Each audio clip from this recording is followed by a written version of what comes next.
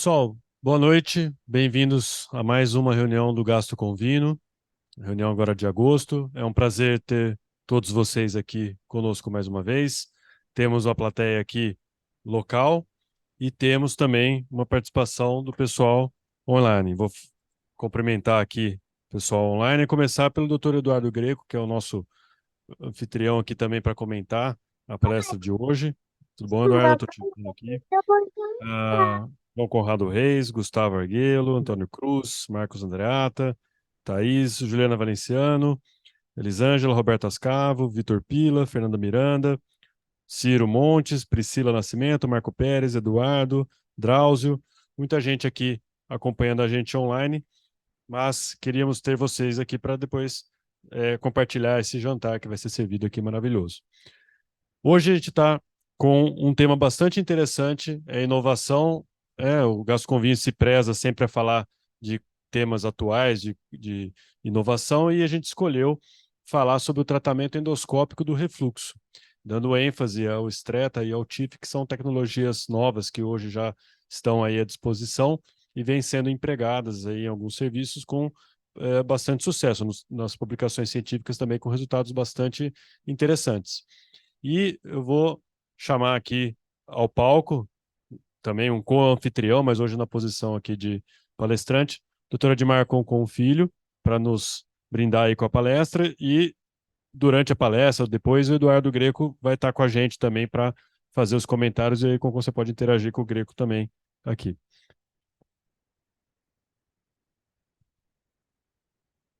Ok, boa noite a todos, ao pessoal que está acompanhando a reunião com a gente aí online. Seria uma alegria que vocês estivessem aqui com a gente também, mas boa noite a todos vocês. Nós vamos conversar um pouquinho. Eu gostaria de agradecer a comissão organizadora pelo honroso convite, ok? Mas nós vamos conversar um pouquinho a respeito de dois métodos endoscópicos que nós estamos começando com uma pequena experiência, mas até para a gente discutir a viabilidade disso. Mas o que eu acho mais importante nisso tudo é o endoscopista. Ele está vendo que cada vez mais ele está tendo acesso a procedimentos cirúrgicos endoscópicos. E cada vez mais nós estamos podendo atuar em várias áreas do aparelho digestivo, em procedimentos que até algum tempo atrás a gente nem imaginava que isso seria possível. Bom, nós vamos... É possível apagar essa luz aqui da frente? Até para a gente... Nós vamos conversar hoje, então, sobre o tratamento endoscópico da doença do refluxo. Hoje aqui nós vamos ter a participação do Dr. Eduardo Greco, meu irmão, meu amigo, que esteve aqui com a gente também, está sempre aqui com a gente, e hoje ele era para estar aqui, mas mandou, falou, o trânsito aqui em São Paulo está difícil, e depois nós vamos ter, mais uma vez, a apresentação do Fabrício Bagaroli sobre vinhos, aquela aula fantástica, e hoje um tema muito interessante. Para essa apresentação eu não tenho nenhum conflito de interesse. Quando nós falamos no tratamento da doença do refluxo, veja, a incidência da doença do refluxo, a prevalência dela é muito alta. E nós temos hoje que praticamente 30% da população adulta tem alguma sintomatologia para o refluxo. Então, é uma patologia muito frequente em que nós temos todo dia no consultório o paciente com essa queixa, com esse problema, e nós temos que ter algumas alternativas, não só no tratamento clínico, mas também no tratamento endoscópico. E é claro que quando a gente fala em refluxo, um dos maiores problemas é a própria obesidade. Hoje nós sabemos que quase mais da metade da população está com sobrepeso ou obesidade, e a obesidade ela está relacionada com o refluxo. Nós temos, por conta da obesidade, essa incidência maior de refluxo. E vejam que dado interessante, uma redução de 4 quilos melhora em 75% do score dos sintomas desse paciente. Então, é até comum, quando a gente pega o paciente no consultório com queixa de refluxo, está com excesso de peso, olha, você tem uma chance de escapar de um tratamento cirúrgico mesmo, de uma cirurgia endoscópica. Agora, quando você pega aquele magro com refluxo, você fala, você não tem tanta opção assim, porque você não tem o que emagrecer, que seria um fator mais fácil da gente tratar. Quando nós falamos no diagnóstico da doença do refluxo, veja que nós temos várias alternativas. O que nós mais utilizamos é exatamente a própria clínica do paciente, e na prática o que nós fazemos de maior frequência é o exame endoscópico. Na endoscopia que nós vamos ter a caracterização de um refluxo, de uma esofagite ou não, de uma cárdia entreaberta ou não, da presença de uma hérnia de hiato ou não, e nós sabemos que até aquele paciente com sintomas típicos, mas que tem uma endoscopia normal, não afasta a doença do refluxo, daí nós temos que lançar mão de outros métodos, como a pH-metria, a manometria, que são o que nós mais utilizamos na prática clínica e que você consegue estudar esse paciente de uma forma mais detalhada. Em relação até à classificação e à caracterização da doença do refluxo, né? Tem as classificações dos consensos e falo que você realmente vai caracterizar como doença do refluxo a endoscopia com uma esofagite grau C e grau D, mas nós vemos no nosso dia a dia pacientes com esofagite grau A e grau B com bastante sintomas, né? E mesmo com a pH-metria ou com tempo de exposição ácida maior que 6%. E numa situação mais não tão frequente, a impedância pH-metria, que nós não temos experiência com isso, ficamos na pH-metria. Quando nós vamos tentar ver a classificação até em relação à hérnia de hiato ou a classificação endoscópica, né? Como é que nós vamos ter? Aquele paciente que tem a transição esôfago-gástrica coincidente com os pilares diafragmáticos. E uma coisa importante chamar a atenção, que eu vejo na prática. Quando nós fazíamos endoscopia no passado, com midazolam, dolantina e tudo mais, e não usávamos o propofol, nós até interagimos com o paciente, pedimos para o paciente respirar durante a endoscopia, e nós conseguimos ver aquela mudança até o pinçamento diafragmático. Hoje, com a endoscopia, com o propofol, com o anestesista em sala, nós não conseguimos mais essa interação. Eu não estou reclamando da presença do anestesista, não. Isso ajuda muito. Mas nós não temos, às vezes, essa respira fundo para você identificar melhor, com mais certeza, no pilar diafragmático. Algumas vezes a gente fica na dúvida. Mas o normal, a transição esôfago-gástrica coincidente com o pilar diafragmático, aquela situação onde você tem a cárdia entreaberta, que na retrovisão a gente vê aquele espaço entre o endoscópio e a musculatura, entre os pilares, ou ainda aquele paciente que já tem a hérnia de hiato, com essa transição esôfago-gástrica acima dos pilares diafragmáticos, acima de 2 centímetros. O pessoal classifica com acima de 2 centímetros. Eu acho interessante, porque muitas vezes a gente vê 1 centímetro, 1,5 centímetros, e o paciente com esofagite, eu, pelo menos no laudo, coloco que existe um pinçamento acima do diafragma. E as hérnias paraesofágicas, que a gente vê pela retrovisão, aquele paciente que tem o fundo gástrico passando ao lado do seu esôfago. Essa anatomia é uma anatomia muito linda, muito rica, e ela é muito detalhada. Vejam que a própria... Eles falam aqui que nós temos 2 válvulas. Uma, o esfíncter inferior do esôfago, que ele tem aqui vários ramos de fibras musculares que interagem para conseguir tentar impedir o refluxo de ácido gástrico para o esôfago. E além de toda essa musculatura aqui intrínseca, quer do esôfago, quer do fundo gástrico, nós temos aqui os pilares diafragmáticos. Na realidade, contornando o esôfago, nós temos o pilar direito, com o seu braço direito e o seu braço esquerdo, mas é sempre o pilar diafragmático direito quem contorna o esôfago e que dá essa tonicidade, muitas vezes consegue acentuar esse ângulo de His, que é mais um dos fatores que impedem o refluxo gastroesofágico. E para nós, quando vamos fazer uma cirurgia, que é muito importante a identificação dos braços, do braço direito e esquerdo do pilar diafragmático. Vejam que aqui nessa montagem 3D, nós conseguimos ver de novo que o pilar diafragmático direito é ele quem envolve o esôfago, e não o pilar diafragmático esquerdo, ele não participa disso nessa acentuação do ângulo de His. E esse ângulo, muitas vezes, ele também interfere na presença ou ausência do refluxo. Aqui mostrando a extensão aproximada do esfíncter inferior do esôfago. Vejam que ele tem uma projeção supra e infradiafragmática. E aqui nós já vamos ver realmente o tratamento ouro que seria para o paciente com refluxo gastroesofágico.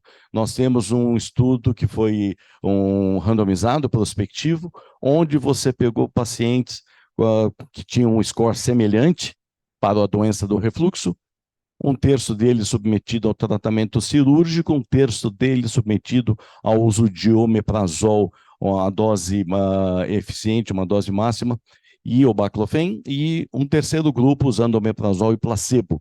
E nós vimos que o resultado da cirurgia, a cirurgia para o refluxo, realmente foi muito maior do que o tratamento clínico. Então, qualquer coisa que a gente tenha de novidade em matéria de propedêutica, em matéria de terapêutica do refluxo, nós temos que comparar ou tentar mimetizar esse resultado cirúrgico. Quando a gente fala na cirurgia do refluxo, é claro, a cirurgia de Nissen. A cirurgia de Nissen que nós vamos não só fazer a hiatoplastia, aquele paciente, a hora que você isola o esôfago, você expõe o pilar diafragmático com seus dois braços, nós vamos fazer essa hiatoplastia e vamos fazer a válvula anti-refluxo. A válvula de Nissen é aquela válvula com 360 graus, toda a circunferência do esôfago, e realmente é a cirurgia mais clássica. É claro que nós temos outros tipos de válvulas também, que nós vamos depois mostrar algum exemplo. Quando a gente fala sobre a cirurgia do refluxo, o objetivo em tratar esse paciente, nós temos que reduzir essa hérnia ou reparar a hérnia quando ela for maior do que 2 centímetros, alongar o esôfago abdominal, fazer essa funduplicatura, vamos aproximar esse fundo ao esôfago e com isso nós vamos evitar ou tentar evitar o refluxo. No entanto, a cirurgia do refluxo, ela não é isenta de complicações. E nós sabemos que o paciente submetido à cirurgia do refluxo, ele pode, no pós-operatório, ter um quadro de disfagia, que é o que o paciente mais teme. E hoje, quando o paciente chega no consultório, ele já fala, eu não quero a cirurgia, estou com medo da cirurgia, porque eu ouvi falar que depois não engole, ou porque não consegue vomitar, ou porque não consegue arrotar. Então, esse desconforto eu não quero. E a gente sabe que isso não é frequente, mas pode acontecer. A própria hiatoplastia, a própria funduplicatura, ela pode, com o passar do tempo, ela pode se desfazer, e a gente vê nos laudos de endoscopias, né, uma funduplicatura parcial.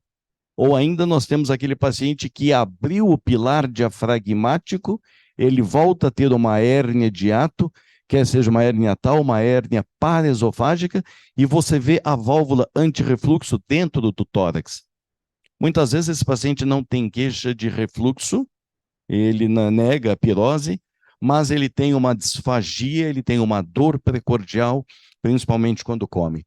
E aquele paciente que tem a queixa da estenose, pós a funduplicatura, após uma hiatoplastia, que daí muitas vezes necessitando de uma dilatação endoscópica ou até uma reintervenção cirúrgica. Então, a cirurgia ela não é isenta de complicações e por conta disso alguns pacientes temem a realização da cirurgia. Foi por conta disso que apareceram procedimentos endoscópicos, como o Stretta e o Esofix, que nós vamos apresentar. Existem depois outros procedimentos por laparoscopia, mas nós não vamos comentar, até pelo tempo e também porque não temos experiência pessoal nesse assunto.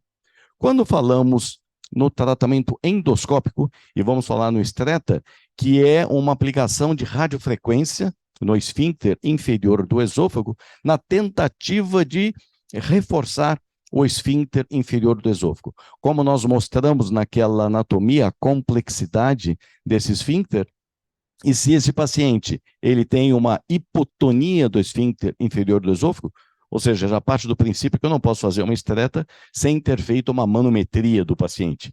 Se eu faço a manometria, ele tem um esfíncter normotônico, já não está indicado a aplicação do estreta. No paciente que tem um refluxo e tem uma hipotonia, você pode indicar, você pode atuar com essa radiofrequência, onde você vai fazer a aplicação dessa radiofrequência em 6 segmentos.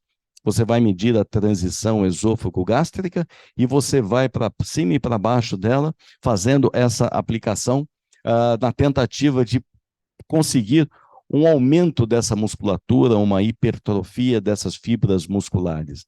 Aqui uma animação mostrando como funciona, você identifica onde está a transição esôfago-gástrica, depois você insufla esse balão e essas agulhas, são 4 agulhas que você tem, você faz a aplicação, começa a alguns centímetros acima da transição esôfago-gástrica e vai descendo a cada meio centímetro. Quando você coloca essa agulha, você expõe essa agulha e você pisa no pedal para acionar a radiofrequência, fica 1 minuto aplicando. Eu confesso para vocês que esses são os 1 minutos mais longos da minha vida, porque você tem 4 agulhas no mediastino e ali ele está medindo a temperatura disso, e quando a temperatura sobe muito, ele desliga automaticamente, mas você fica de olho no monitor, no aparelho, e aguardando esse 1 minuto passar. E você não está vendo, porque você passou a sonda, você não está com endoscópio. A hora que nós não estamos vendo, a gente já fica realmente preocupado. E aqui, depois de 4 meses, que eles falam que é o tempo que leva para ter esse aumento das fibras musculares, desse colágeno em volta, que você vai ter o resultado mais efetivo. Por isso que nós temos que manter a medicação, o inibidor de bomba de próton para esse paciente, para 4 meses, e só depois começar a fazer uma retirada. Vejam que a sonda, essa aplicação da radiofrequência, ela pode ser feita tanto no tratamento do refluxo gastroesofágico, como também nós não temos experiência para a incontinência anal, que seria uma outra alternativa. Essa radiofrequência não ablasiva, ele consegue provocar essa hipertrofia muscular, esse aumento do colágeno, alguma regeneração nervosa e evita a fibrose, e com isso deixaria o esfíncter inferior do esôfago aumentando a sua pressão, aumentando a sua tonicidade. Aqui, estudos microscópicos mostrando o antes e o depois, o alongamento dessas fibras musculares, o aumento dessas fibras musculares. E aqui já na ecoendoscopia mostrando a musculatura muscular própria já com o aumento dela depois de 3 meses nesse trabalho. Na literatura eles falam para aguardar 4 meses para você começar a diminuir a medicação. Veja, nessa meta-análise feita por Perry, onde 18 estudos com segmento de 10 anos, 1.400 pacientes, eles viram o uso do estreta dessa radiofrequência. E eles observaram que houve realmente uma melhora na queixa do paciente, no índice de qualidade de vida desse paciente, em relação à queixa da pirose. O grau de Demister, o score de Demister, diminuiu de 44 para 28. Nós sabemos que acima de 14 já é patológico, já tem um refluxo. Então, aqui mesmo diminuindo, ainda está acima do normal esse refluxo, mas que realmente há uma melhora da qualidade de vida, segundo as pesquisas, para essa meta-análise.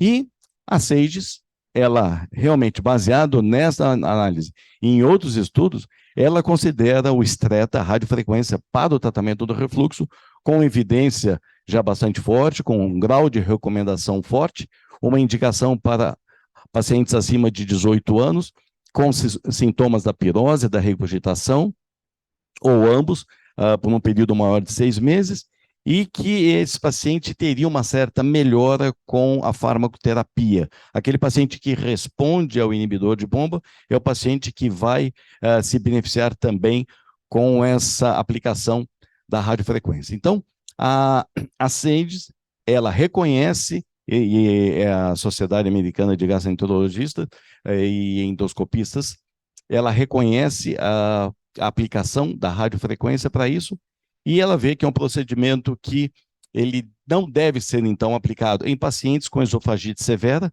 até porque você, a hora que vai fazer e vai introduzir essas agulhas, se o paciente tiver lesões no esôfago, você não vai ter nem coragem de aplicar.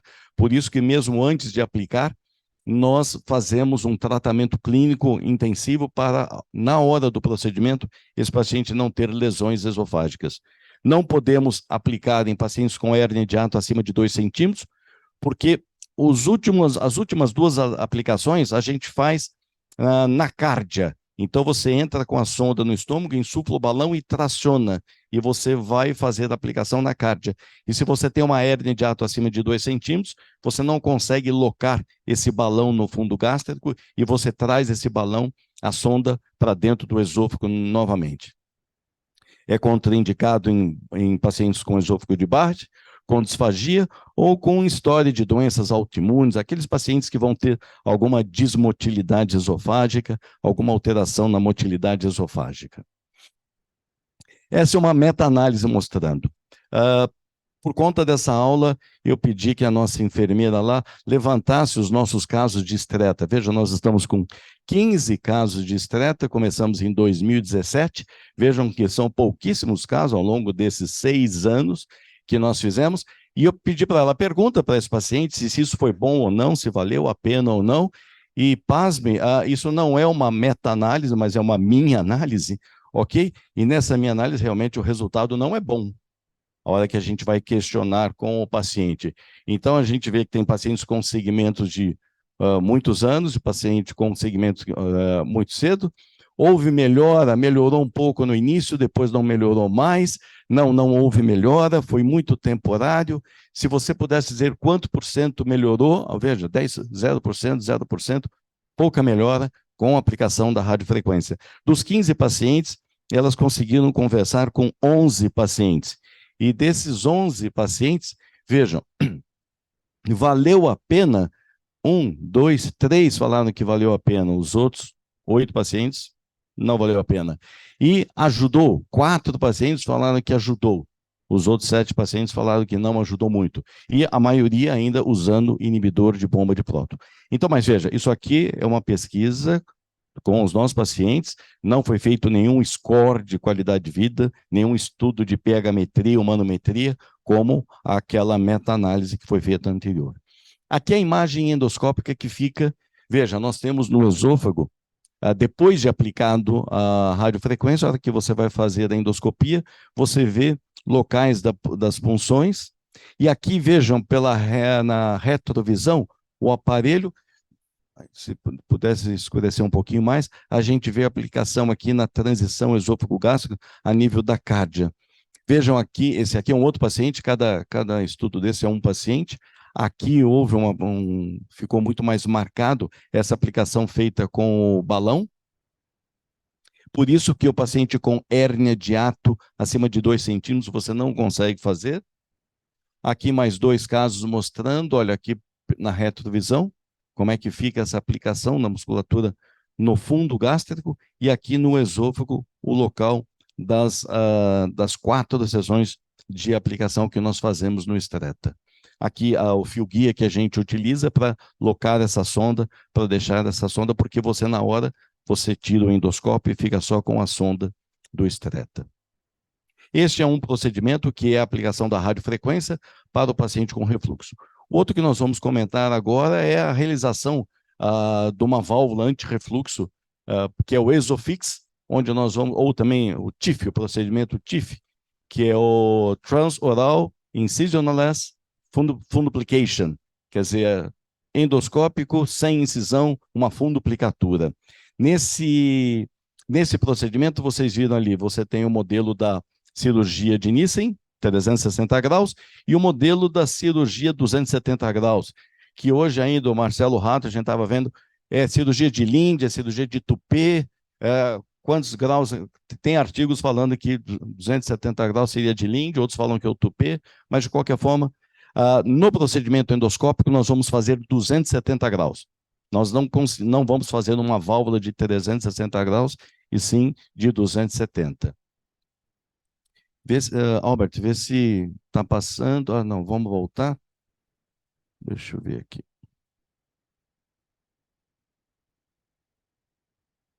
Você consegue dar um... Ok, deixa eu ver. Perfeito, vai até o 55, né? Então, aí o Nissen, 360 graus, que é a funduplicatura cirúrgica por videolaparoscopia, e a de 270 graus, que é o que nós vamos mimetizar com o procedimento endoscópico.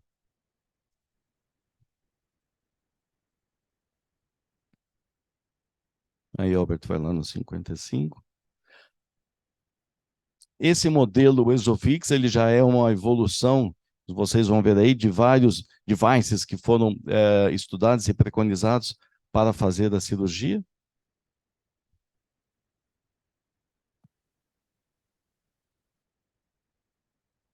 Então, aqui, nós vamos entrar com o endoscópio por dentro do ESOFIX, e esse ESOFIX vai conseguir fazer essa plicatura entre o fundo gástrico e a parede do esôfago, no intuito de criar uma válvula anti-refluxo.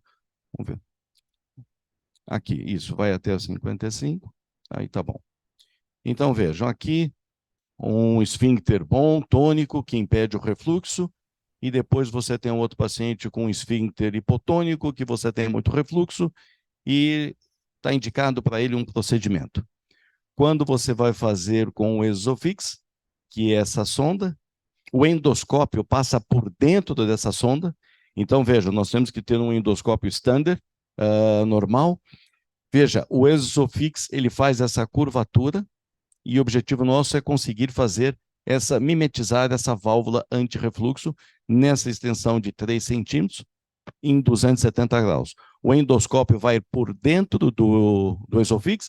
Veja, ele primeiro entra até a ponta, vai até o estômago e vai locar esse ESOFIX a nível do fundo gástrico. Depois disso, você volta com o endoscópio, faz essa curvatura com o ESOFIX, e daí o endoscópio não está mais saindo pela ponta, ele está saindo por aqui.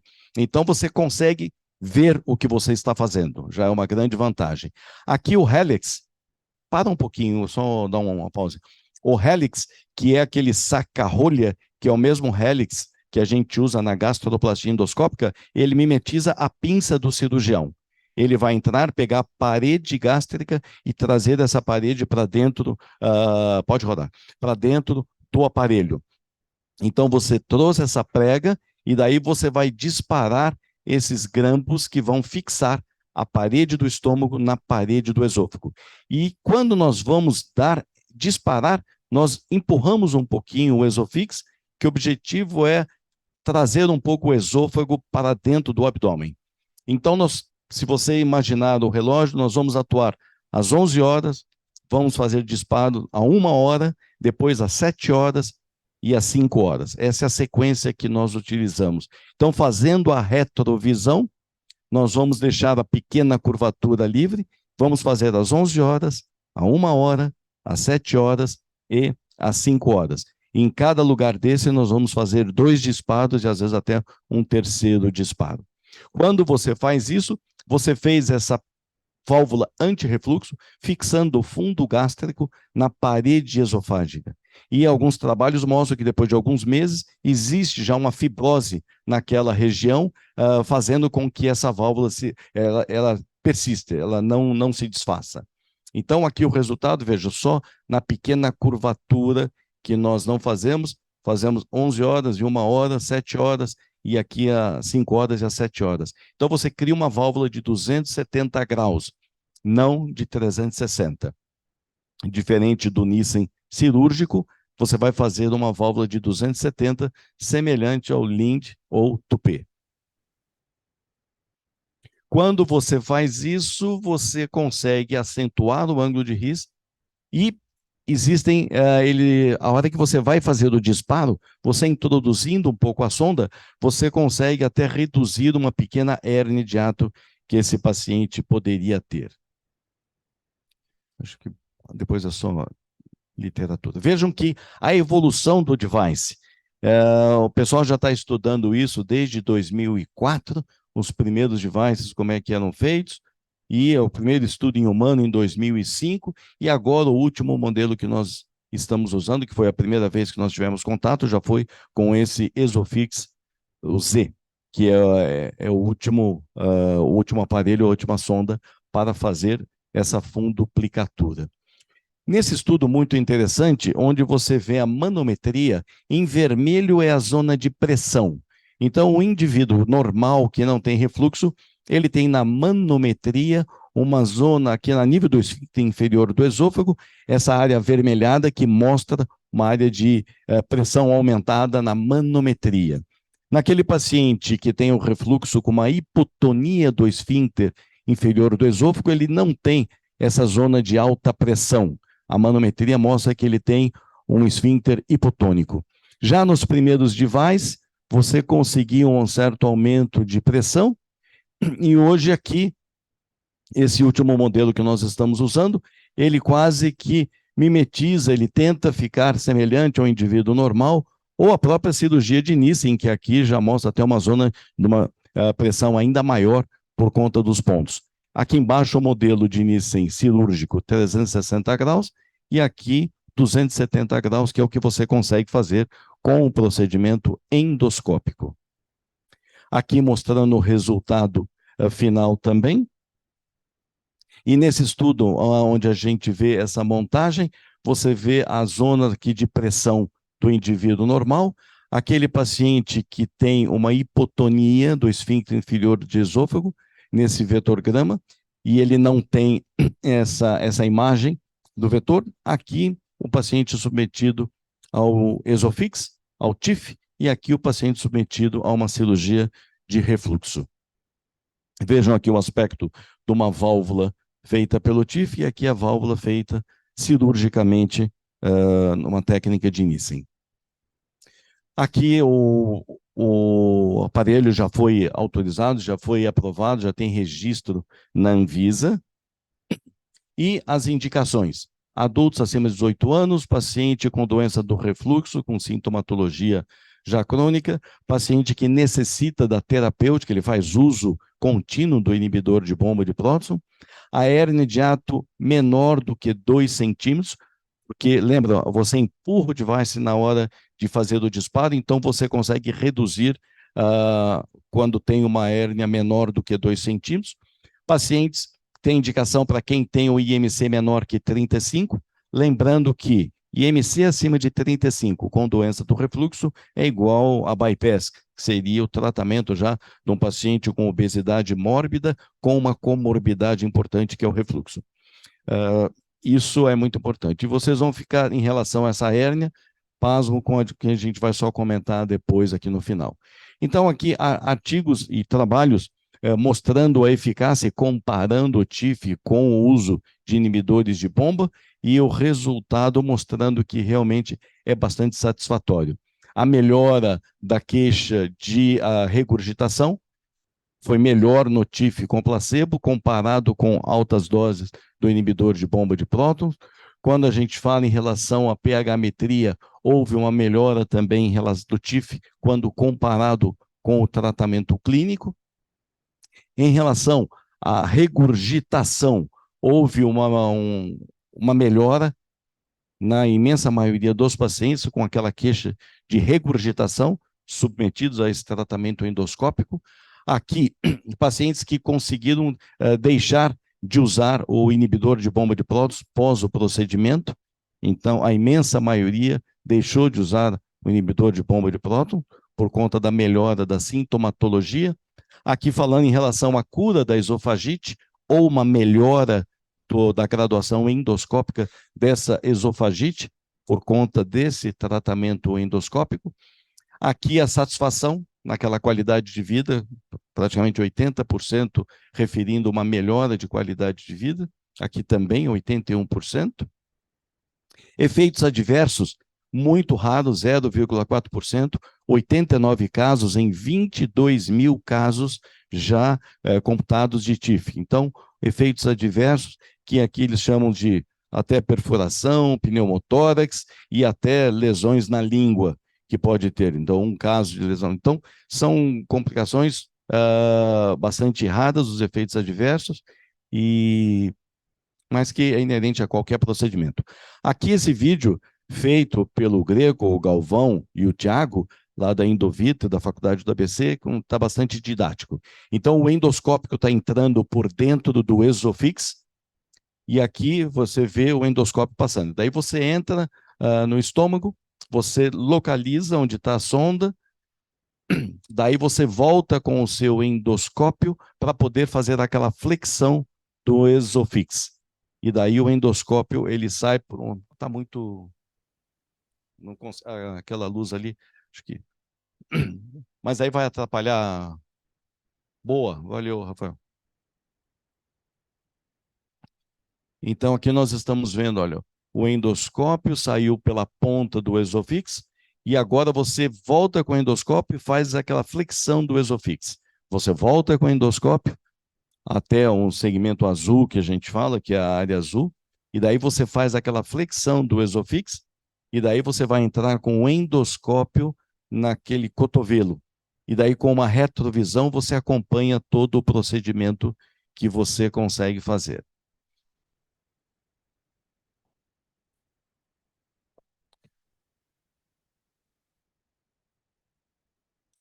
Pode acelerar um pouquinho, Robert, por favor?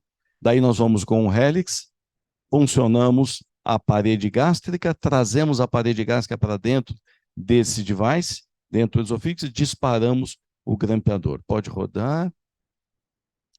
Ali, puxando o estômago, puxando a parede gástrica, você fecha esse aparelho e dispara o grampo que vai fixar a parede do fundo gástrico na parede do esôfago. Adianta um pouquinho o vídeo. Olha aqui o Helix puxando o estômago para dentro do aparelho e daí você dispara. Então nós começamos às 11 horas, depois a 1 hora, depois às 7 horas, depois às 5 horas. Fazemos uns 2 disparos, no mínimo, em cada um desse ponto de referência. Vamos rodando o device e com isso vai aparecendo a válvula anti-refluxo. E daí vocês vão ver no aspecto final como é que fica o resultado final logo no término do procedimento.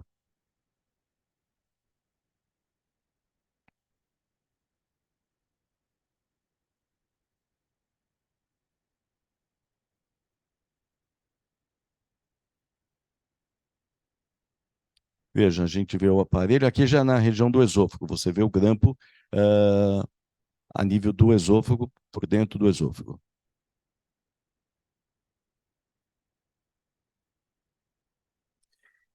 E o que nós falamos que chama atenção? Pacientes com hérnia de hiato maior que 2 centímetros, serviços fazendo o TIF, o procedimento endoscópico, associado com uma hiatoplastia por laparoscopia. E gente séria fazendo isso. Eu confesso que eu fico realmente achando estranho. Eu faço uma laparoscopia, faço uma hiatoplastia, né, ao invés de eu fazer um Nissen cirúrgico, vem o endoscopista e faz um TIF. Isso, para mim, eu ainda não consigo assimilar isso. Eu acho estranho. Para isso, me lembra aquele que vai fazer uma cesárea, ele abre, pega o feto que não está encaixando, encaixa o feto para vir outro fazer um fórceps. Acho que seria... Então, já que você está lá, tira de uma vez, né? Ok? Então, aqui eu ainda não consigo assimilar isso, ainda não li todo esse material para ver se me convence, mas eu acho bastante estranho. Mas estão fazendo muito isso. Bom, o TIF, usado para paciente sozinho, quando tem refluxo, ou ele pode, concomitante a uma hérnia de hiato, ou quando falhou um tratamento cirúrgico. Isso é importante. Se você falhou o tratamento cirúrgico, o paciente continua tendo refluxo, você pode associar uma fundoplicatura endoscópica, ou o paciente que fez num quadro de obesidade, veja, já estão associando o TIF com a gastroplastia endoscópica para tratar o refluxo e diminuir a capacidade gástrica, ou ainda fazendo o sleeve mais o TIF. E ainda também pacientes que foram submetidos a um POEM por conta de uma calase ou por conta de um Heller. São vários motivos. Aqui, o primeiro caso que nós tivemos, nós temos 2 casos só. Então, aqui mostrando o aparelho, o Esofix, Depois aqui nós temos o Greco, que estava lá nos orientando, o Marcelo aqui também ajudando, o Rodrigo, que é o técnico e é o responsável pelo Isofix, que também fica coordenando, e aqui a nossa enfermeira. O procedimento feito sob anestesia geral. Para este procedimento, você precisa de 2 endoscopistas. Não tem como fazer só com um endoscopista. Uma gastroplastia endoscópica faz só com um endoscopista e uma enfermeira, uma técnica de enfermagem. Mas o TIF não, porque um fica segurando o esofix, outro fica no endoscópio. Então, realmente, aqui é um procedimento que precisa de 2 endoscopistas. E vejam aqui o resultado. Aqui, o esôfago e a retrovisão, antes do procedimento. Aqui, já o esofix locado e fazendo a válvula. E aqui o resultado final. A gente vê a nível do esôfago distal os grampos já fixando, onde está fixado a parede gástrica, e na retrovisão a gente vê essa funduplicatura, que é uma funduplicatura que realmente nos dá, você termina o procedimento satisfeito. Você vê uma funduplicatura que muito se assemelha a uma funduplicatura cirúrgica. Aqui o segundo caso é a experiência nossa, inicial de 2 casos. Esse segundo caso mostrando também aqui o TIF em ação, e aqui o resultado final. Vejam a funduplicatura em torno do aparelho e aqui os grampos a nível do esôfago. Então, o resultado que realmente final nos deixa bastante tranquilo. Diferente de um resultado final de um estreta para um resultado final de um TIF, na hora que você termina o procedimento. Então, mas a diferença também de custo é um absurdo.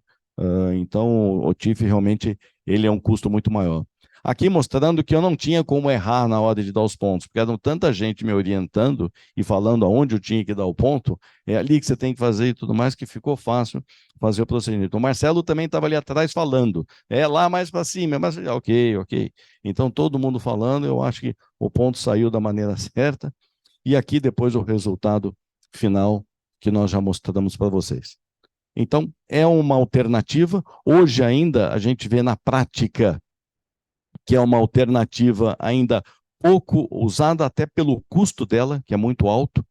Para vocês terem uma ideia, o primeiro paciente nosso veio de Florianópolis. O segundo paciente nosso veio do Acre. Eu nem sei como é que eles chegam aqui, entendeu? Ok? Mas então realmente é uma situação. E aqui para mostrar que quando a gente não consegue resolver endoscopicamente, ainda o centro cirúrgico e hospital vai ser a nossa solução para resolver cirurgicamente o problema do refluxo gastroesofágico. Senhores, os outros assuntos eu acho que a gente nem tem tempo e ficaria até por uma outra oportunidade, até para alguém que tem experiência, algumas outras alternativas laparoscópica, tá bom?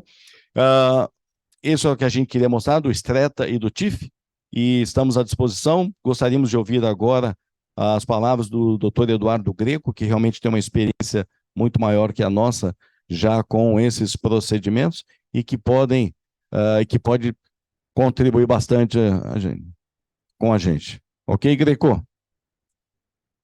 É uma pena que você não está aqui, mas eu Boa sei que noite, você meu está aí, grande porque você vai querer irmão. assistir o jogo do Palmeiras É, depois, como um grande corintiano que é, vai eu ficar queria muito devendo estar do ao seu Palmeiras. lado, que eu estou te devendo um abraço, né? Então, foi uma pena mesmo essa loucura aqui de São Paulo. Eu tentei finalizar mais cedo para a correria, mas eu ia chegar aí umas 9 e pouco, ia atrasar tudo.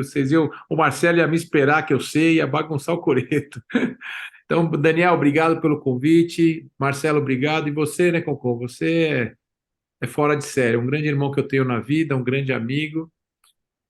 Então, primeiro, eu quero dar uma boa noite a todas as pessoas que estão nos vendo aí online, o pessoal que está aí presente na sociedade. Quero estar mais presente aí com vocês. Tenho a honra de fazer parte agora da Clínica Concon. Então, estou junto com o meu amigo aí, né, mestre, fazendo os procedimentos. Estamos desenvolvendo um trabalho já em uma parceria.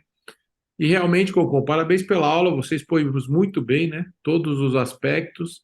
Eu vou aqui fazer alguns comentários sobre a aula e sobre, na verdade, acho que levar também um lado nosso pessoal, né? Do nosso entendimento do que isso funciona. E sobre a radiofrequência, é exatamente isso, né, irmão?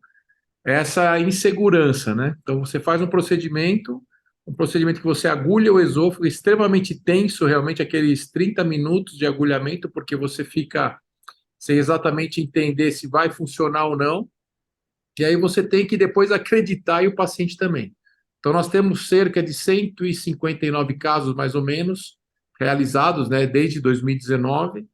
E o que você falou é realmente isso, né? Não tem tanta satisfação. A gente tem um número grande, eu posso dizer aí que 50% também, nesse longo tempo, pacientes que até tentaram repetir estreita e o sucesso não foi tão bom. O que a gente tem, por outro lado, é que a gente tem um levantamento, e isso está sendo preparado pelo nosso irmão Gustavinho Quadros, é que assim, esses pacientes que não estão bem, a gente fica numa situação difícil, né? Porque você precisa dar uma devolutiva, ele fez um investimento, ele pagou particular por aquele procedimento. E a gente repete a manometria. Então, veja, a manometria desses pacientes meus que não ficaram bem do ponto de vista clínico, eles referem, né, uma certa melhora, mas não do tipo que quiseram, etc. A manometria melhora, ela melhora, porém, a doença do refluxo é algo muito mais complexo. Então, a gente começou a entender que aquele paciente que tem uma hipotonia leve, um demister não tem alto, foram esses pacientes que ficaram bem. Pacientes com hipotonia moderada e um demister mais aumentado, esses pacientes, o resultado vai ser ruim do ponto de vista clínico. Pacientes que têm aqueles sintomas do tipo, né, aquele pigarro na garganta, aquele incômodo de garganta, coisas meio que extra-gástricos, daquele refluxo clássico, da dor, da queimação, esses pacientes também não vão ter melhora, porque está envolvido, a gente sabe, né? Outras situações até que o cara tem um tique, ele tem um toque da garganta. Então, isso daí a gente percebeu que não adiantava fazer o estreta. E aí você mostra para o paciente, por um outro lado, que o músculo dele melhorou. Então, o que eu tirei de conclusão é que o estreta, ele trata o músculo. Ele realmente, ele dá um incremento naquela manometria, mas é muito complicado você usar isso para falar que eu vou tratar o refluxo de um paciente e a gente não ter o resultado. Então, hoje eu sou muito mais criterioso para indicar. Eu indico aquilo que ele fala o filé, né? Hipotonia leve, um demister bonitinho, e eu sei que eu vou ter um resultado legal, porque senão é o paciente insatisfeito. Você mostra que a manometria melhorou, mas ele está insatisfeito e gastou um dinheiro, isso é ruim. Por outro lado, a gente também está com uma dificuldade, você também sabe disso, eu te pedi os catéteres emprestados aí, né, Concon? Eu acho que ele vai parar de ser produzido. Eu tenho uma sensação que já tem desde fevereiro uma conversa que a gente vai receber, que a fábrica parou, que a fábrica vai voltar. Então a gente até está parando da divulgação, etc., e a gente não está realmente mais trabalhando muito com o produto. Acho que é importante a gente falar isso para as pessoas, né, Concon? Porque realmente você vai começar a buscar esse dispositivo. Então, quem for querer trabalhar com estreita, é algo interessante, é um método endoscópico. A gente vê que nos Estados Unidos se faz muito porque o seguro lá cobre. Então, você também fazer uma radiofrequência pouco invasiva para todo mundo e ter uma esperança de melhora, ok, mas pensando no mercado, no ponto de vista do paciente, é complicado e eu compartilho isso com você. A funduplicatura, por outro lado, tenho a honra de estar do seu lado e ter feito esses dois primeiros casos e vou estar sempre, você sabe disso, é um prazer, porque é diferente, você vê aquilo, né? Nós já estamos há 2 anos fazendo, nós temos 20 casos com os seus 22 casos, a gente está somando isso junto. Poderia ter um número maior até, mas é o que você disse, o custo é muito alto. Mas é um procedimento gostoso de fazer. Eu vou te falar que eu só tenho um paciente, que foi um dos primeiros, que hoje ele está não tão bem como todos os outros. Mas mesmo assim ele precisou voltar a usar o inibidor de bomba, tá certo? Em pequenas doses. Todos os outros 19 estão ótimos. Os pacientes estão muito bem. Eu não estou usando inibidor daquela maneira, né? Eu falo para ele que assim, você não é que nunca mais você vai usar na vida. Você vai para uma festa, você vai, né? Igual todos nós que não temos o refluxo, o dia que você exagera hoje, gasta com vinho, toma vinho a noite inteira, a chance de ter um refluxo amanhã cedo acontece. Só que aquilo passa, você come bonitinho e você vai ficar bem. Então, eles entenderam isso da mudança dos hábitos, do comportamento, mas eles não têm mais aquele refluxo diário, aquele incômodo, etc, etc. Até mesmo pacientes com dor de garganta, com esse tipo de refluxo. Então, eu estou tratando, principalmente quando tem uma hipotenia mais severa, com pH com demister alto, né, com tempo de exposição ácida, que também é um parâmetro importante para a gente, né, elevado. Então, eu acho que isso vale a pena o pessoal a gente investir e apertar as empresas, né, Concom, porque o Rodrigo aí nos ajude a baixar esse preço. A gente está entrando, eu dou dica para as pessoas, assim, uma maneira que a gente está conseguindo é ordem judicial. Então, saiu aquela lei nova, né, que o paciente, se ele comprovar que o dispositivo, que o tratamento tem comprovação científica, e o TIF tem muita comprovação científica.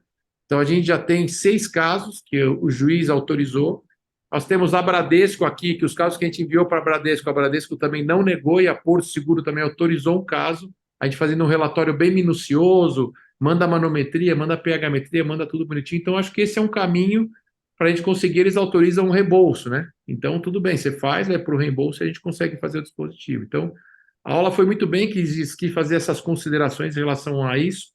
E deixar essa pergunta para você, né, Concon? O que que você sente da curva de aprendizado, né? As pessoas que estão nos assistindo, desse tempo do TIF, né? Eu fui aprendendo meio que na raça mesmo, né? Com o Galvão ensinando todos esses nossos casos, o Galvão foi participando da maioria deles, e eu me senti confortável ali pro sexto, sétimo, oitavo caso, um pouquinho mais confortável, mas aquilo, sempre ou eu com o Galvão, eu e o Thiago, os três juntos. O que que você pode passar, você que está com essa perspectiva, né, dessa diferença de como que é você como endoscopista do estreito, acho que é isso que é legal você falar, da curva sua para o estreito e agora com o TIF.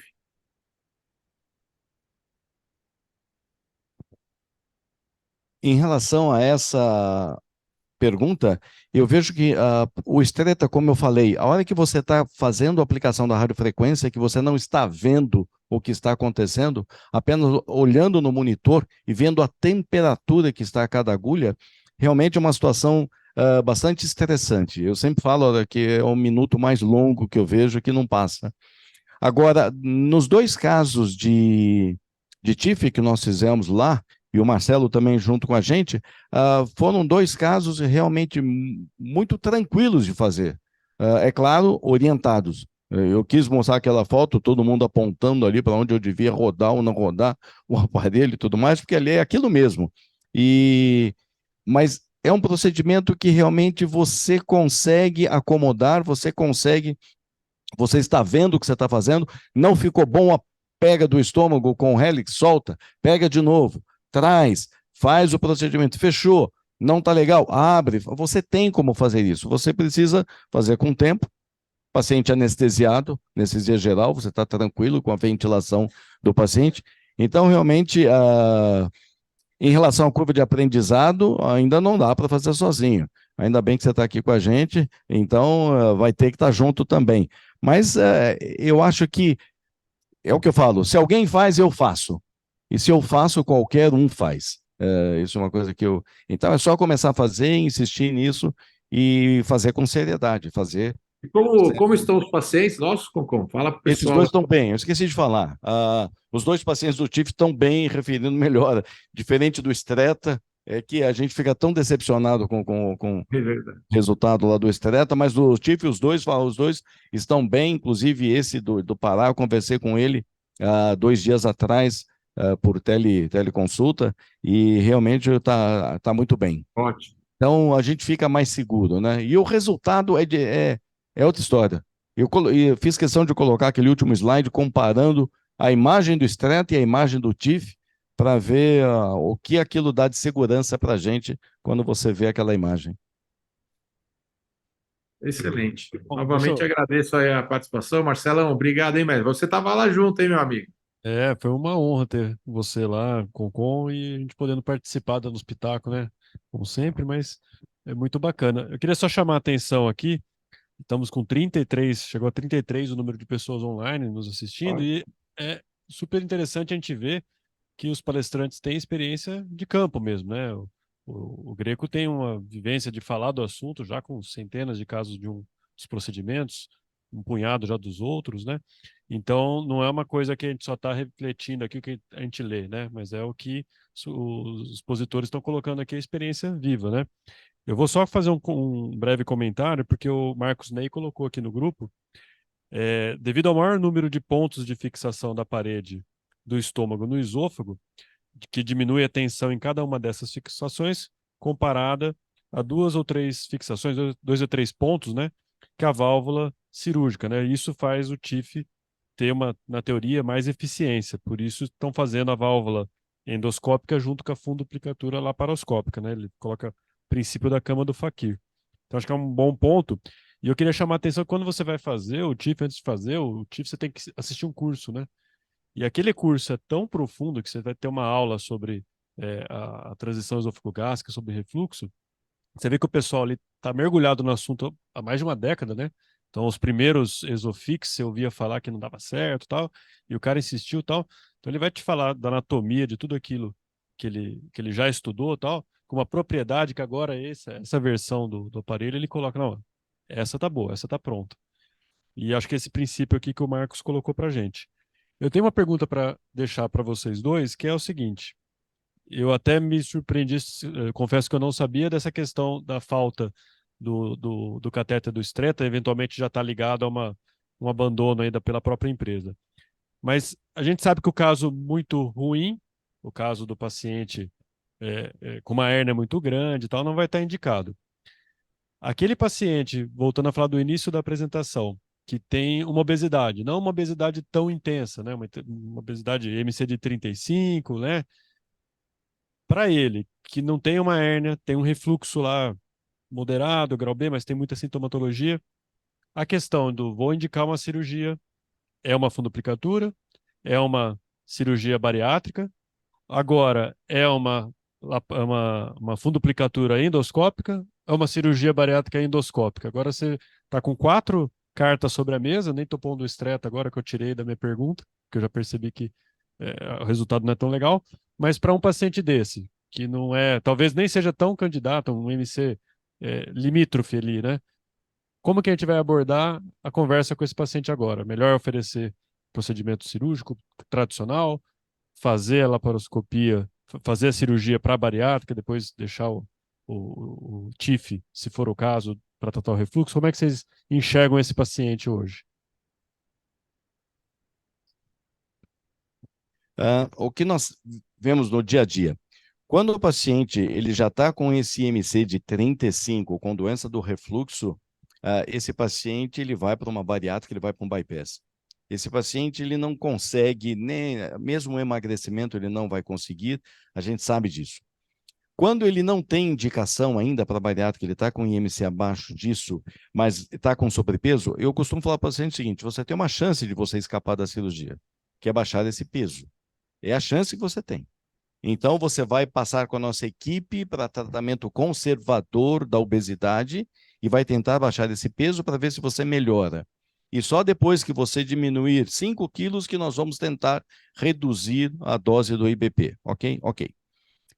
Existem aqueles casos que chegam com hérnias grandes, hérnias de ato grande, e você fala: olha, você não tem o que fazer. O seu caso é cirúrgico, não dá para fazer, e muitas vezes o paciente nos procura para um procedimento endoscópico e fala: o seu caso é para cirurgia. Pelo contrário, o que mais me preocupa é aquele paciente que vem pedindo a cirurgia, que você vai fazer uma endoscopia, tem uma erosão menor que 5 milímetros e ele não aguenta mais tomar o IBP, ele não aguenta mais ele ter o pigarro, ele não aguenta mais o globus faríngeo, e esse paciente pede um procedimento cirúrgico. E magro. Esse paciente eu fico preocupado em indicar uma cirurgia. Esse paciente que a gente ainda insiste para ele: vamos tentar, vamos tratar, ver se você consegue melhorar, mas talvez esse paciente tivesse indicação para tentar um estreta antes de uma cirurgia. Eu estou falando estreta pelo custo, que é um custo 5 vezes menor do que um custo do TIF, ok? Esse paciente é que a gente tentaria talvez uma indicação do estreta. Uma outra indicação do estreta que você pode ver é aquele paciente que você fez uma fundoplicatura e ele voltou a ter refluxo e ela não está funcionando. E você faz a manometria, ele está com uma hipotonia. Poderia tentar associar um procedimento endoscópico como o estreta antes, para tentar ver se ele melhora. Ou mesmo a cirurgia do bariátrico, o sleeve, que em alguns casos provoca refluxo.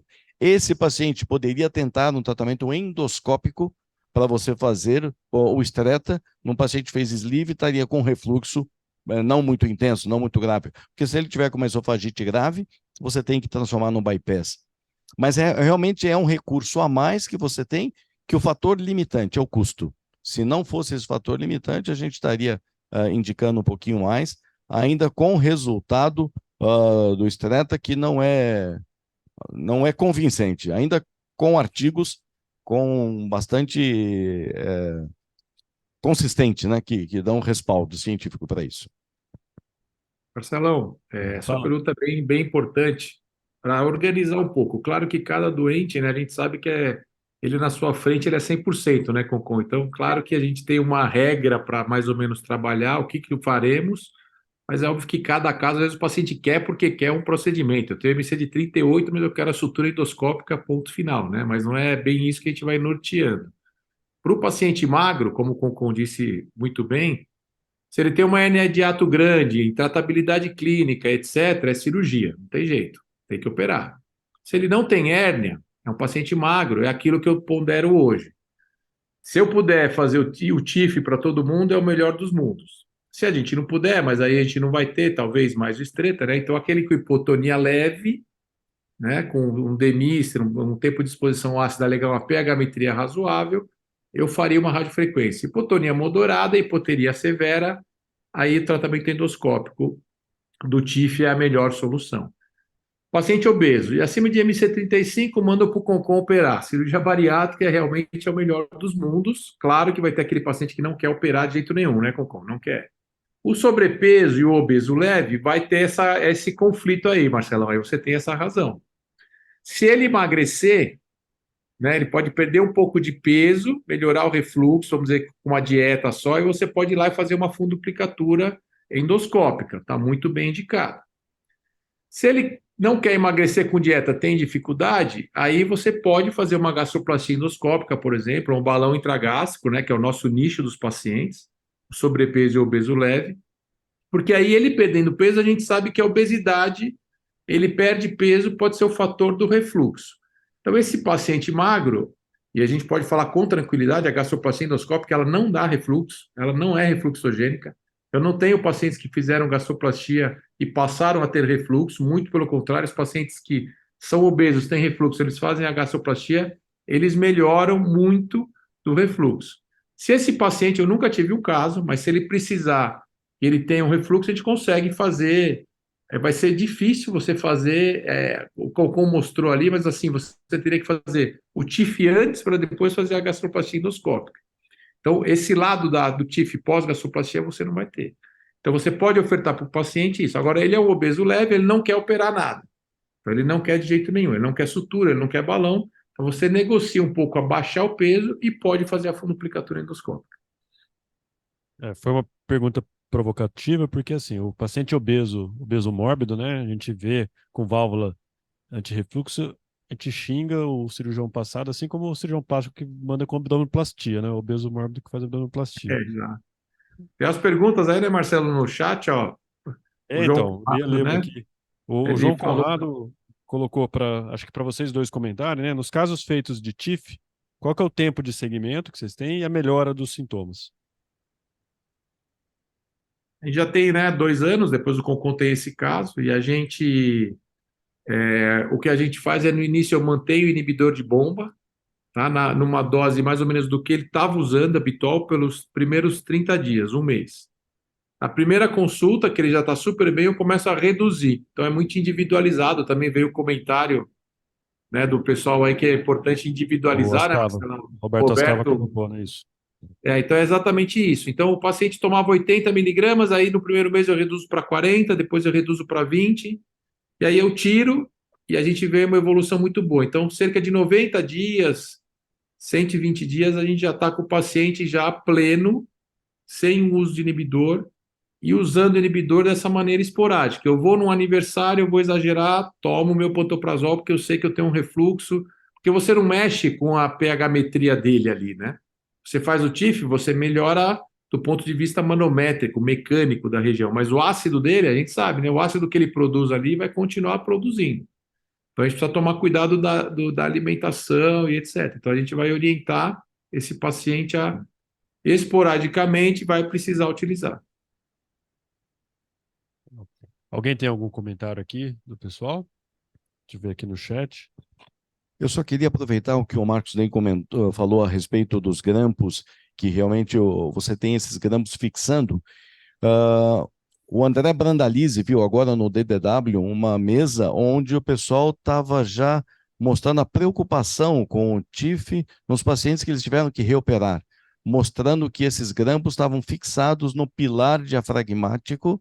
Então seria um problema, uma complicação, uma dificuldade técnica.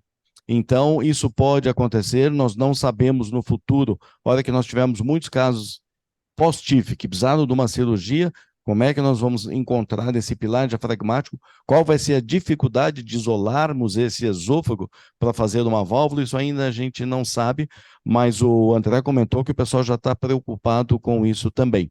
Mas todo procedimento novo é assim. Você tem que ver, você tem que usar e você vai vendo qual a evolução dele com o passar do tempo. Marcelo, legal destacar aí, né, o seu Gastro Convino aqui, fora todo esse grupo maravilhoso do Gastro Convino, hein, Concon? Você tá aí, ó, Dr. João Henrique Felício, os bariátricos atrás de vocês aí, Dr. Leonardo do Rio e todo o pessoal do Gastro Convino. Você tá ultrapassando os limites da fronteira aí, hein, Marcelão, de Campinas.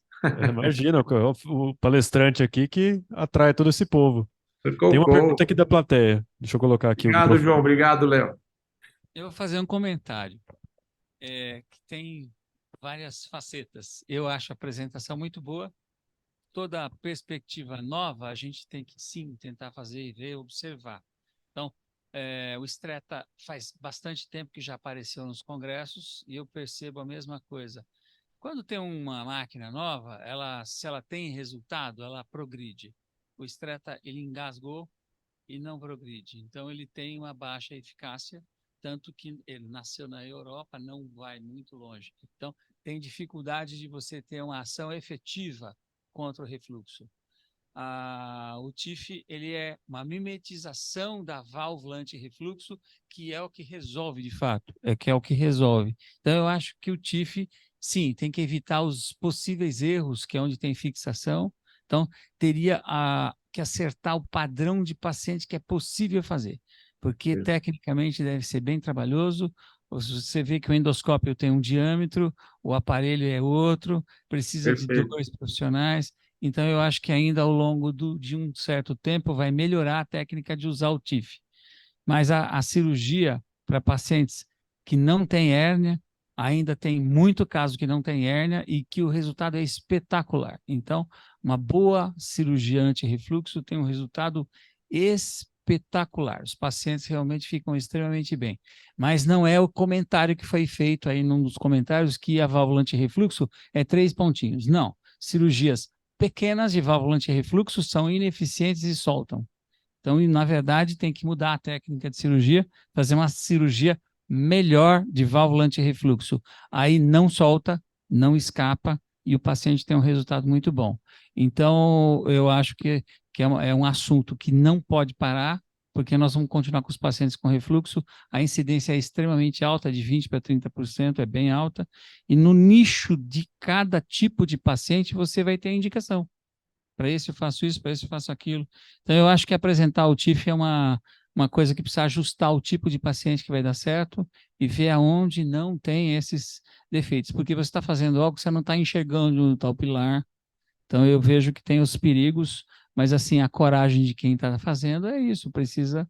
Alguns procedimentos nasceram de uma coragem de fazer o procedimento e observar ao longo do tempo. Eu achei a resposta que vocês tiveram muito boa, que é isso, né? O paciente procura uma resposta boa. Não tem resposta boa, cirurgia anti-refluxo bem feita, ela é fantástica. Sempre bom deixar a referência que aqui em Campinas a gente tem um dos expoentes, o Dr. Brandalize, com a técnica do Nissen modificado, né, que foi alvo lá de estudos do Dr. Roberto da Unicamp, que fixa o fundo gástrico no esôfago e faz os pontos totais também. Ali fica uma válvula realmente muito boa. Gente, Concon, muito obrigado. Pode sair da função de palestrante e voltar para a função de anfitrião aqui junto comigo. A gente vai fazer agora uma fala dos nossos patrocinadores, apoiadores, né? Em primeiro lugar, já agradecendo a Saitec, na figura da ACS, o Daniel e a Andréa sempre aqui com a gente.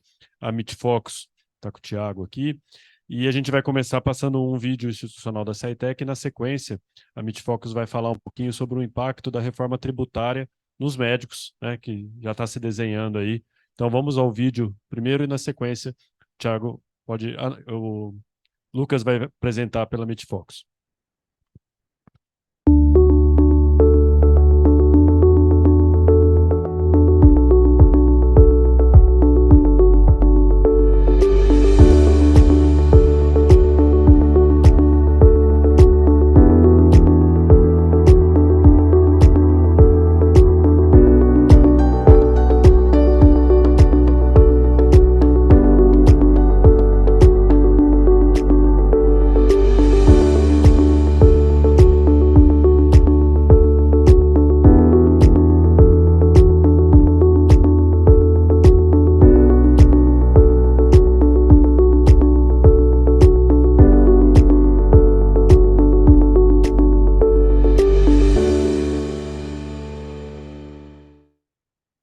Bom, então agora no recado que a MITFOCO sempre dá para a gente aqui, um tema que está chamando a atenção, está repercutindo, você ouve falar isso nas associações médicas, você ouve falar isso em outras áreas, em outras profissões, e aqui um pouquinho sobre o impacto que essa reforma tributária que está se desenhando aí pode ter na nossa profissão, né, nos médicos.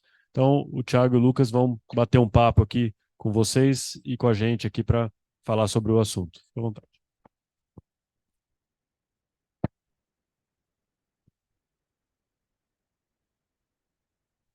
Tudo bem, pessoal? Estamos aqui presente novamente aqui com alguns clientes aqui trazendo notícias aqui do que está acontecendo aí no mundo tributário e contábil. Gostaria de apresentar o Lucas. O Lucas é nosso sócio responsável pela parte da consultoria da MITFOCO, que chama MF8. Ele também é advogado e é responsável pelo um braço jurídico nosso, que é a Blesa Advocacia. Então, como a gente está falando bastante sobre essas questões jurídicas da reforma tributária, o Lucas que vai conduzir a apresentação hoje. Olá, boa noite, pessoal, para quem está nos assistindo também online. A ideia hoje é realmente bater esse papo e tirar dúvidas em relação à reforma tributária que está se desenhando e também nesse processo legislativo, o que a gente pode esperar para a classe médica. Então aqui, como o Thiago falou, eu sou sócio hoje da Blesa Advocacia e faço parte do time da MF8. Aqui a gente mostra alguns insights que a gente tem mostrado para a categoria médica em relação à reforma, quais são os impactos, os reflexos da tributação médica, inclusive como isso vai se desenhar para os próximos anos. O que a gente pode mostrar? Como que está o nosso momento atual? Aqui, no cenário atual, hoje, 2023, os impostos que os médicos eles pagam é o RPJ, que é o imposto de renda. Nós pagamos também a contribuição de lucro líquido, a CSLL, COFINS, PIS e o ISS. A gente vai ter, na reforma tributária, um período de transição. Esse período de transição começaria em 2026.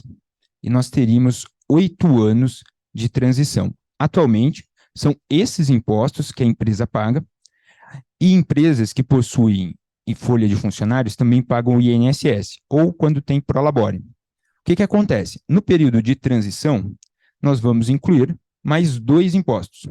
O IBS, que é o Imposto sobre Bens e Serviços, e a CBS, que é a contribuição ao lugar de COFINS, PIS e ISS. Ou seja, nós vamos transformar esses 3 impostos em 2, com uma única base.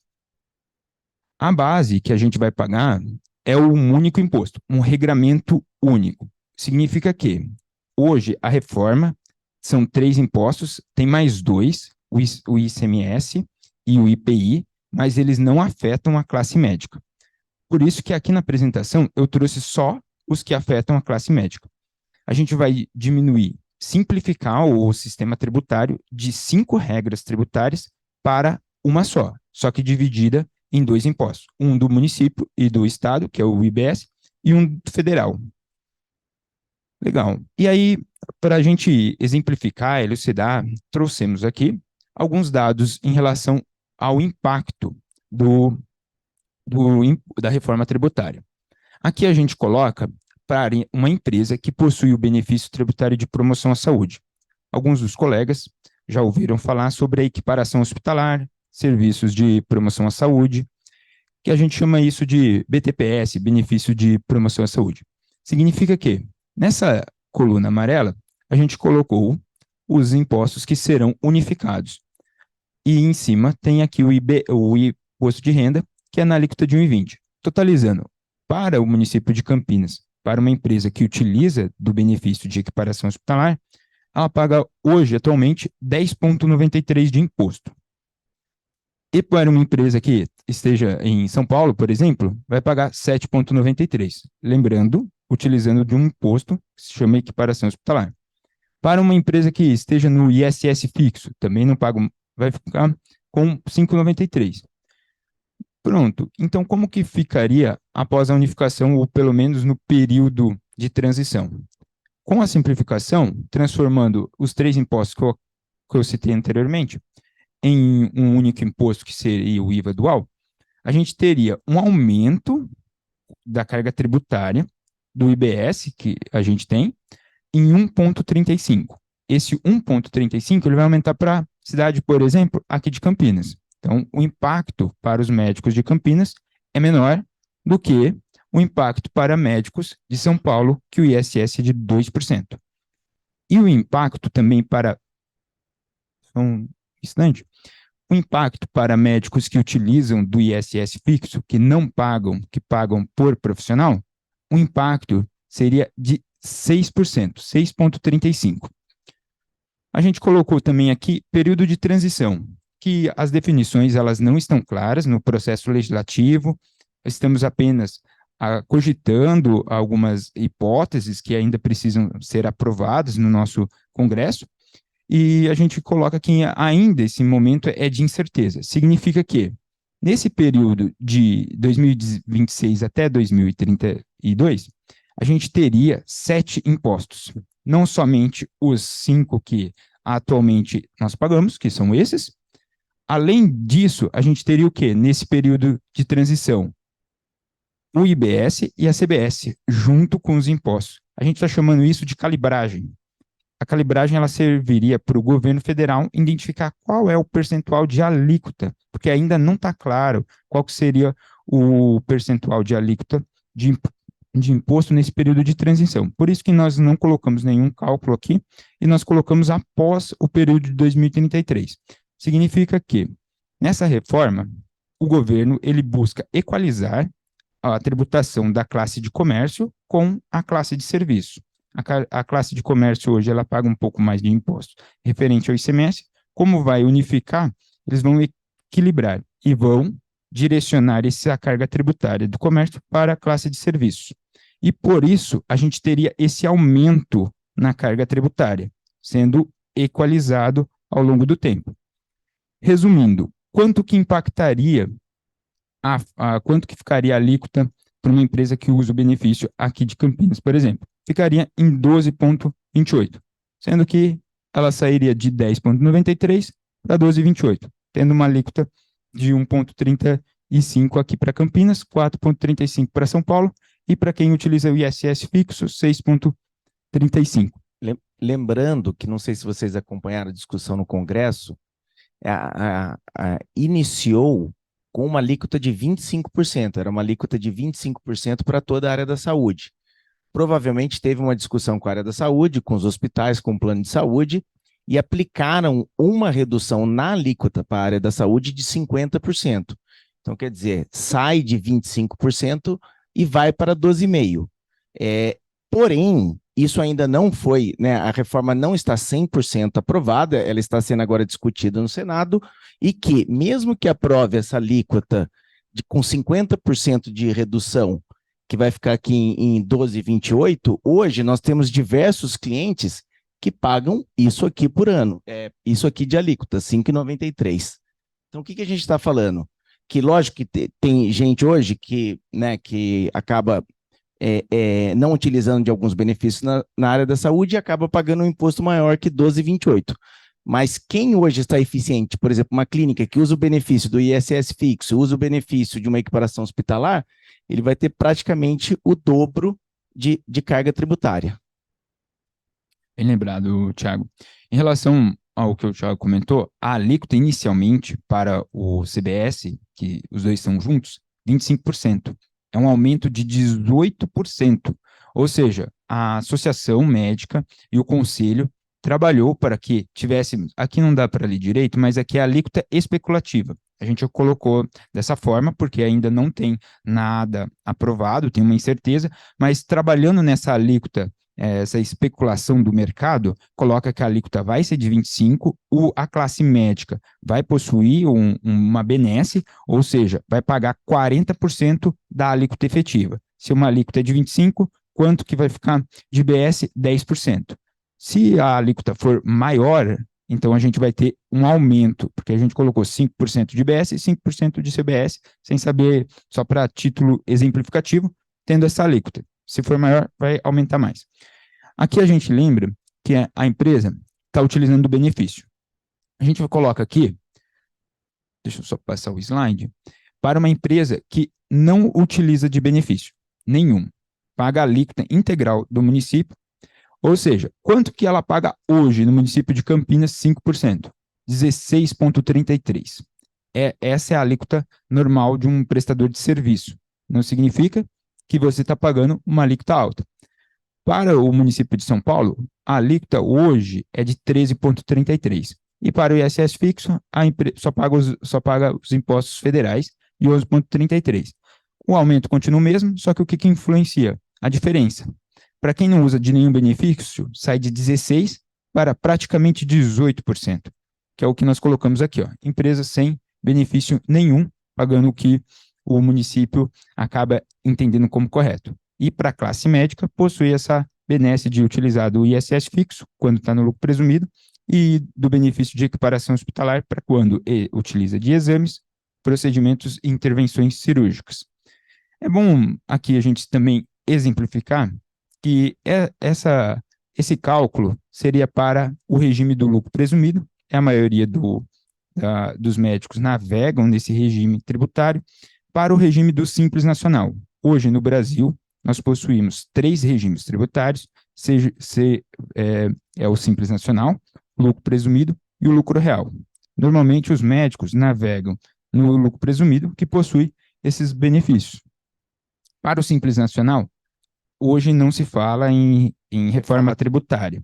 A gente manteria, pelo menos, em teoria, as mesmas alíquotas, faixas, então ele não sofreria com essa reforma. O que sofre um pouco é o lucro presumido, mas tem uma possibilidade. O que a gente coloca? Que aqui que vai ter realmente o aumento, 1,35, 4,35, dependendo do ISS do município. ISS hoje do município para médicos vai de 2 a 5, então depende. Então o aumento vai depender disso. E o maior aumento é de 6,35 para quem utiliza do ISS fixo.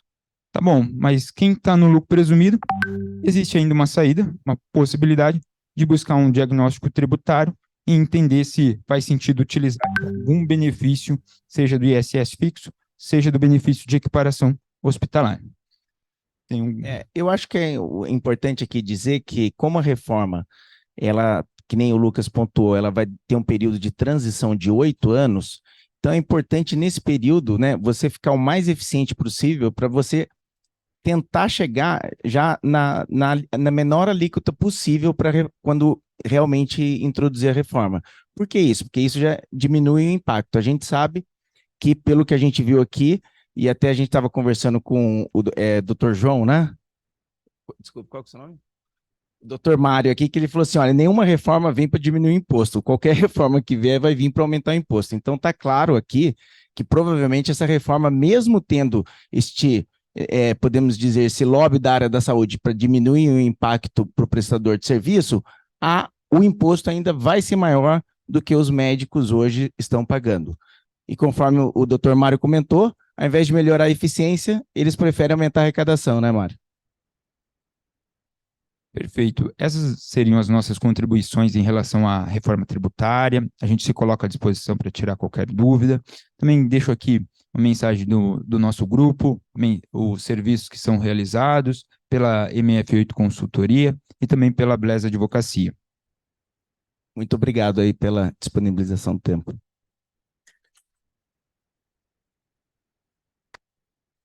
Obrigado, pessoal. Obrigado, MeetFox. Então, vocês já entenderam que o recado é fazer contato aqui com o time do Thiago, da Júlia, do Lucas, para se tornar mais eficiente e chegar... 5 anos para correr aí antes que a coisa fique mais feia, né? Antes da introdução. Me pareceu, a história que vocês contaram me pareceu engraçada. Vamos subir o tributo. Não, mas vai pegar mal. Então faz assim, ó. Sobe o dobro e aí depois a gente corta pela metade, eles vão achar que estão ganhando alguma coisa, né? Gente, agora chegou aquela hora que, para quem está nos assistindo ao vivo, agora é hora da gente fazer o fusquinha, já que a gente está aqui presencial. Tá um cheiro delicioso aqui da comida e já estamos servidos com os vinhos que, aliás, esse branco aqui tá divino. E aí é uma pena que quem ficou em casa não possa estar aqui nesse momento. Mas eu vou chamar agora o Fabrício Bagaroli, que é da Vecchio Mundo, nosso parceiro aqui de sempre, agradecendo a Meetfox, agradecendo a SciTech, a ACS, por viabilizar todo esse evento nosso aqui. E o Fabrício hoje, quando a gente conversou, né, para produzir o evento de hoje, a gente falou, vamos pegar um vinho já mais especial, né? Ele falou, não, eu tenho 2 vinhos especiais da mesma região. Então hoje a gente vai aprender um pouquinho sobre o Vale do Loire, que é o Jardim da França, o tema da palestra. E eu ainda não peguei o tinto, mas o branco tá fenomenal. Fabrício, vem aqui, conversa com a gente, ensina um pouco para a gente sobre o Vale do Loire. Boa noite, doutor Marcelo, doutor Concon, todos presentes. Sempre um prazer estar com vocês. Mais uma vez, obrigado pelo convite. E a gente vai ter aqui uma apresentação sobre o Vale do Loire. Quando eu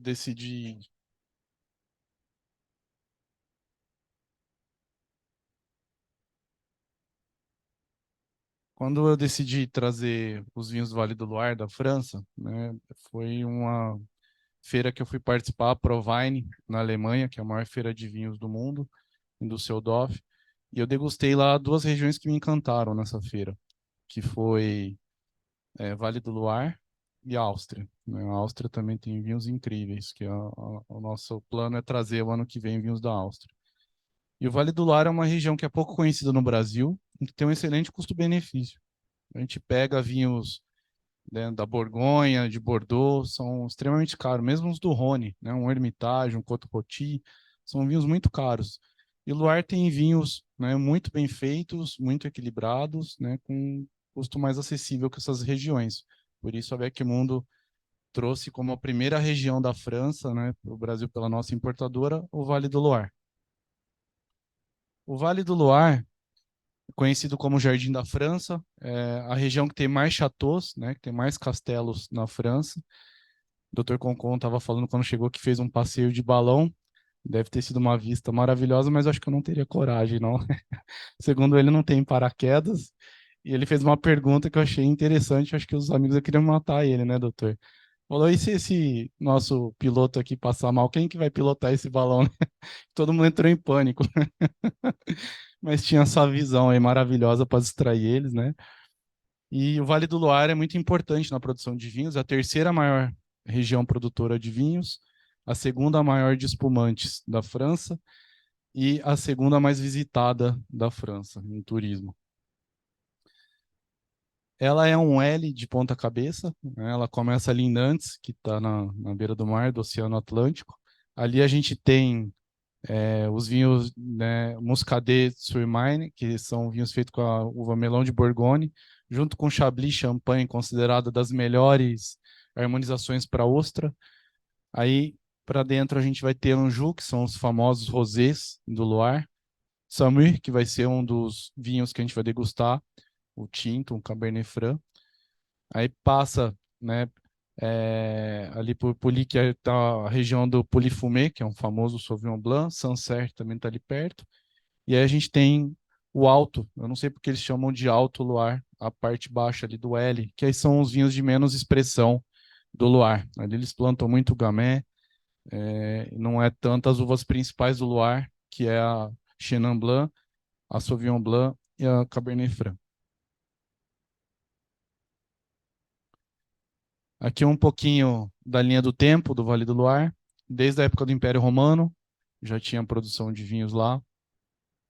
Depois teve os monges, né, começaram ali por volta de 1150, começaram já a produzir vinhos, assim como na Borgonha. Então, o Loire, junto com a Borgonha, é uma das regiões mais antigas, né, de denominação de apelações da França, né? E isso é muito importante, daí a qualidade dos vinhos do Loire. Tem esse mapeamento, né, do Loire desde 1150. Ali teve a época da Joana d'Arc, que deu uma queda na produção, depois os monges voltaram e começou a crescer. A Golden Age, né, que aí começou a crescer novamente. A Holanda se tornou um grande comprador de vinhos do Vale do Loire. E a gente teve ali aquele bichinho que quase dizimou a produção de vinho no mundo, que é a filoxera, né? Mas que graças a Deus conseguiu, com os porta-enxertos, reverter essa situação. Ali um mapa mostrando, né, a influência da temperatura e do rio Luar, né, sobre essa região.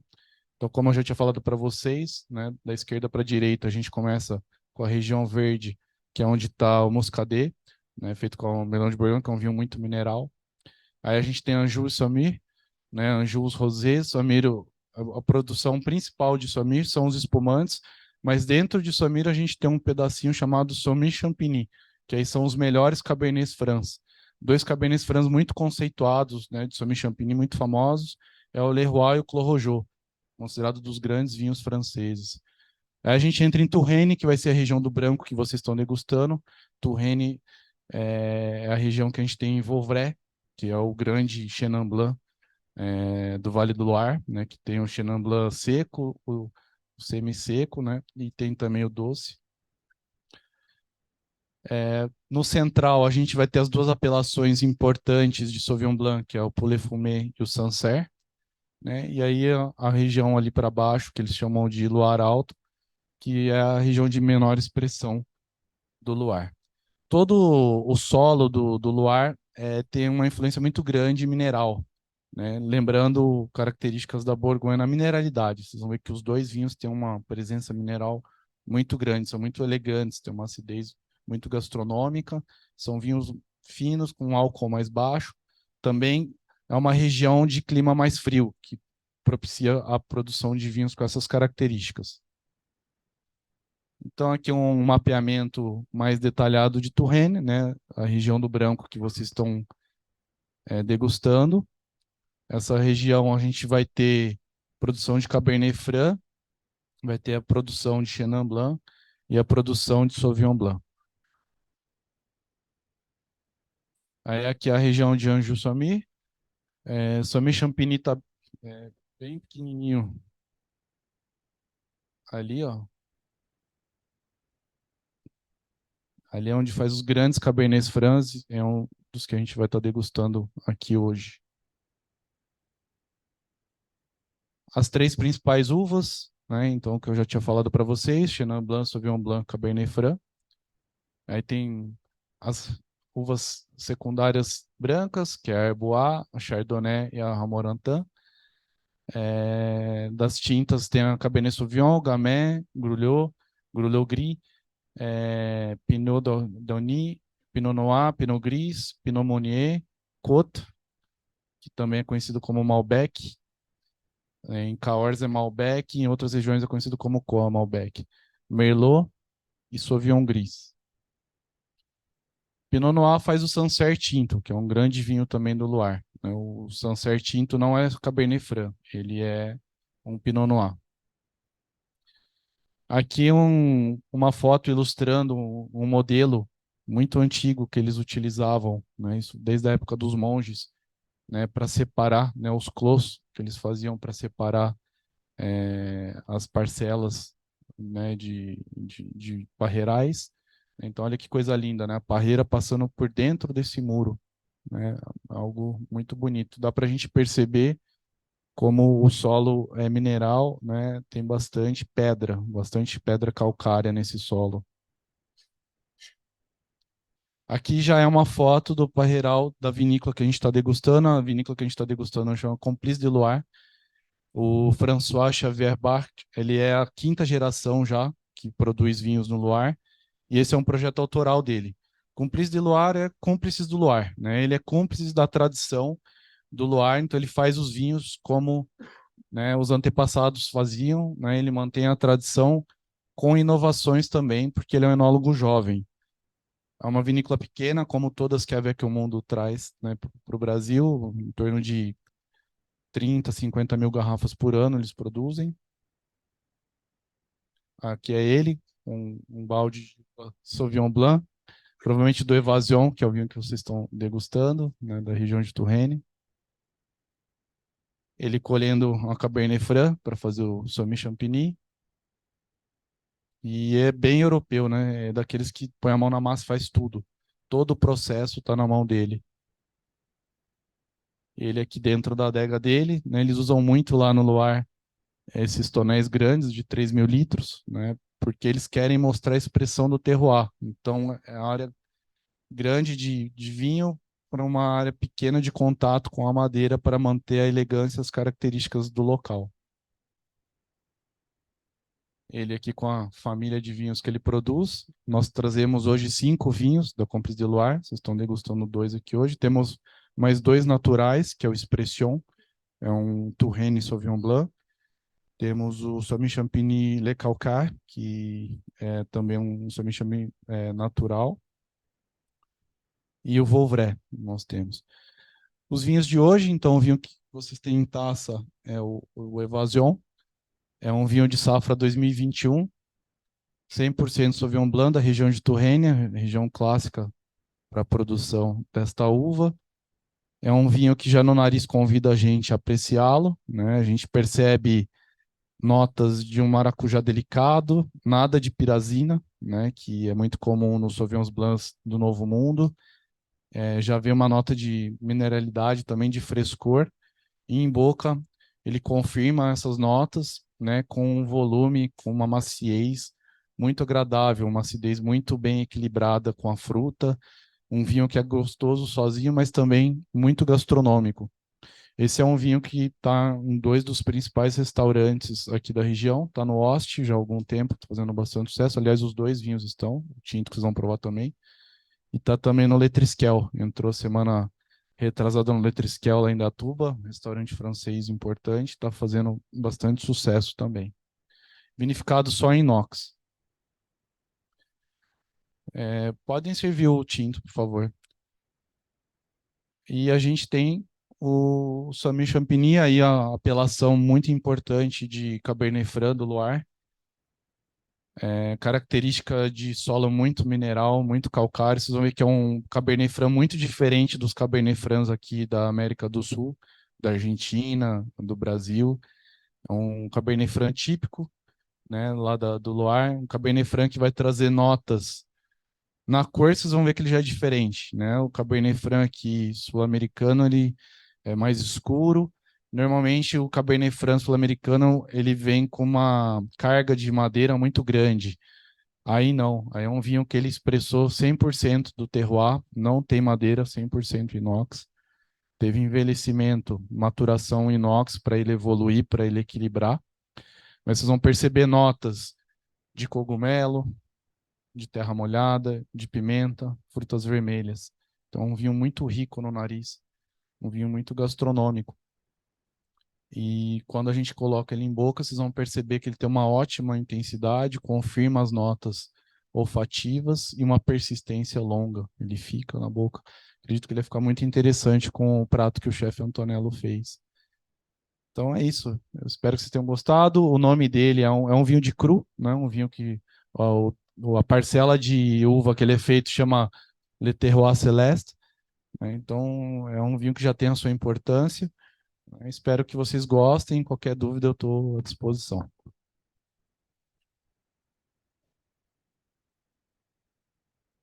Obrigado, Fabrício. Assim, é uma honra para a gente ter uma pessoa com o seu nível que vai buscar para a gente vinhos que não chegam aqui normalmente, então são sempre vinhos de pequenas produções, né, boutique, e que a gente não vai achar em lugar nenhum. Esse branco eu já tinha cantado a bola, né, e agora o tinto também tem uma complexidade maravilhosa. E, só para confirmar a fusquinha que a gente está fazendo para o pessoal de casa que não quis vir, 15% de desconto aqui para quem adquirir esses vinhos hoje aqui no Gasto com Vinho. Também é um oferecimento da Saitec, ACS e da Mitfox para nós que estamos aqui hoje degustando os vinhos. E para terminar a fusquinha, a gente vai agora entrar no jantar. O chefe não está aqui, mas eu vou falar. É uma salada especial com queijos, um filé ao Dijon, arroz com alho poró, massa provençal e depois um brownie com calda de frutas vermelhas. Tomara que vocês que estão em casa agora estejam morrendo de inveja e venham na próxima, porque a gente aqui agora vai só começar a aproveitar aqui o cardápio. Eu agradeço ao Concon, ao Greco, que também comentou, a todos os presentes aqui, ao Fabrício, a ACS, a Itfocus, a Saitec, e ao nosso time aqui, o Wagner, o Albert, a Sociedade de Medicina e Cirurgia de Campinas, e todo mundo que está em casa nos assistindo. Até o próximo encontro, então. Um bom jantar para todos aqui, uma boa noite para quem fica em casa. Venham na próxima.